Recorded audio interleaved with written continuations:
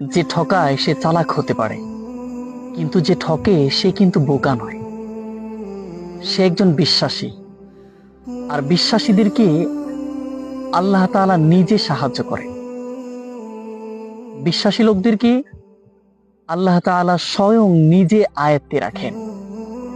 আল্লাহ তাআলা বলছেন, ওয়াকাফা বিল্লাহি ওয়ালিয়া ওয়াকাফা বিল্লাহি নাসিরা। যখন কোনো ব্যক্তি খুব কষ্ট পেয়েছে, দুঃখ পেয়েছে, ঠকিয়েছে, প্রতারিত হয়েছে, তখন ওই ব্যক্তির অভিভাবক হিসেবে আমি আল্লাহ যথেষ্ট হই। আর ওই ব্যক্তিকে সাহায্য করার জন্য আমি আল্লাহ নিজেই যথেষ্ট হয়ে পড়ি।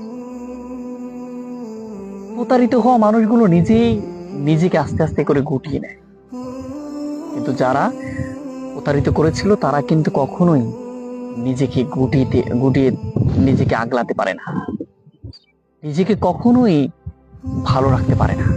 কারণ তাদের ঘুমটা আল্লাহ তাআলা কেড়ে নেন, তাদের দিলে শান্তিটা আল্লাহ তাআলা কেড়ে নেন।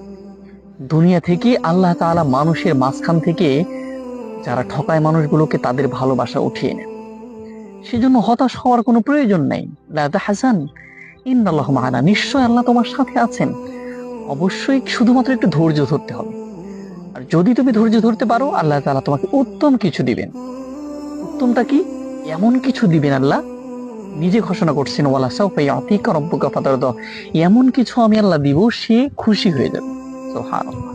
সেজন্য দুঃখ দিবি, কষ্ট দিবি, হতাশ হওয়ার কোনো প্রয়োজন নাই।